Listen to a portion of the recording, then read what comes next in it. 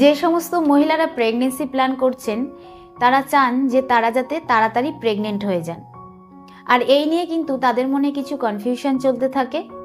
তারা মনে মনে ভাবে যে তাড়াতাড়ি কনসিভ করার জন্য সহবাসের পর কতক্ষণ শুয়ে থাকা উচিত এবং কতক্ষণ পর ওয়াশরুমে যাওয়া উচিত, আর এরকম কোনো পজিশন আছে কি না যেটা সহবাসের সময় থাকা উচিত, যাতে ছেলেদের যে স্পাম রয়েছে সেটা সহজেই ইউটেরাসে প্রবেশ করতে পারে। তো আজকের এই ভিডিওর মাধ্যমে কিন্তু আমি এই বিষয়ে আলোচনা করব। নমস্কার, আমি মাধুরী দাস, হেলথ কনসালটেন্ট। তো চলুন শুরু করা যাক।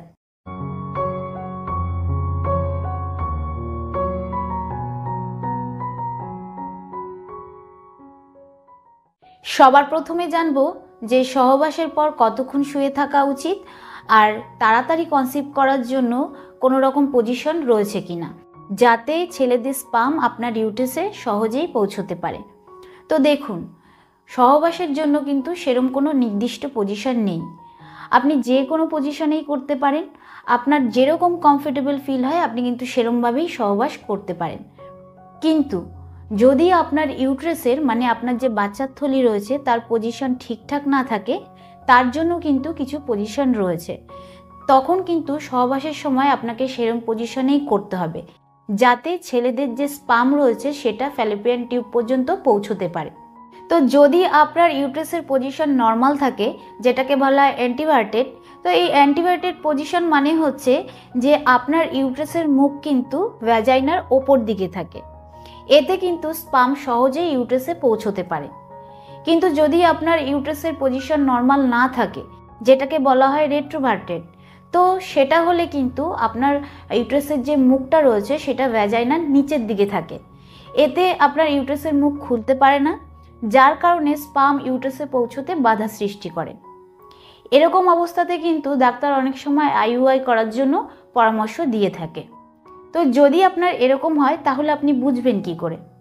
যখন আপনি আল্ট্রাসাউন্ড করবেন তখন কিন্তু আল্ট্রাসাউন্ডের রিপোর্ট দেখে আপনি এটা বুঝতে পারবেন, কারণ আল্ট্রাসাউন্ডের রিপোর্টে আপনার ইউটেরাসের পজিশন লেখা থাকে।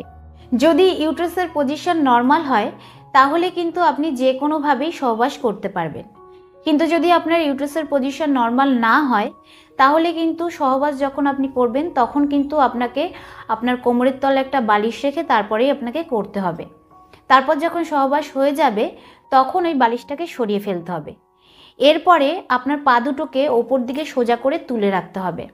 এছাড়া আপনি দেয়ালে ঠেকিয়েও পা দুটোকে সোজা করে ওপর দিকে তুলে রাখতে পারেন। যদি এগুলো করতে আপনার অসুবিধা হয় তাহলে আপনি 3-4টে বালিশ পরপর রেখে তার উপরেও পা দুটোকে রাখতে পারেন। এরকমভাবে কিন্তু আপনাকে 10 মিনিট অবধি শুয়ে থাকতে হবে।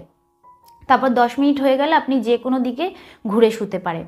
তো 10 মিনিট কিন্তু এনাফ, কারণ ছেলেদের যে স্পাম রয়েছে সেটা ফ্যালোপিয়ান টিউবে পৌঁছাতে 2 থেকে 3 মিনিট লাগে, তাই এর থেকে বেশিক্ষণ ওরকমভাবে শুয়ে থাকার প্রয়োজন নেই। এবার প্রশ্ন হচ্ছে যে সবাইকেই কি এরকমভাবে সহবাস করতে হবে? একদমই কিন্তু নয়। যদি আপনার পার্টনারের স্পাম হেলদি থাকে, নর্মাল থাকে, তাহলে কিন্তু আপনি যে কোনোভাবেই সহবাস করতে পারেন। শুধুমাত্র আপনাকে 10 থেকে 15 মিনিট অবধি শুয়ে থাকতে হবে, এরপর কিন্তু আপনি উঠে বসতে পারেন।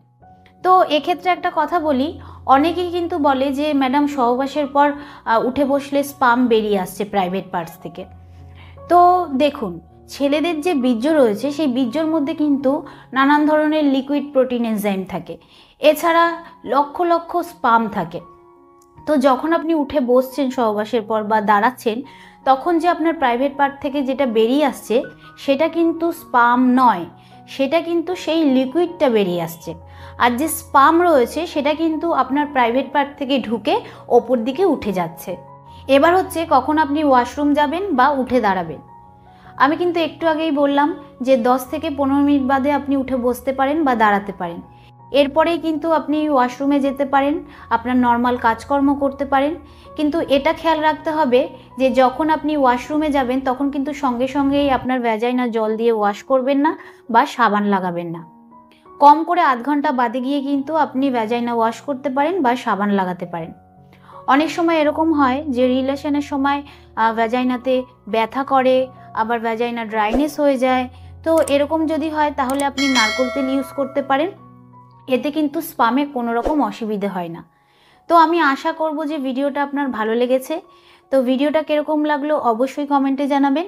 আজকের মতন এতটুকুই, আবার দেখা হবে পরবর্তী ভিডিও নিয়ে। নমস্কার।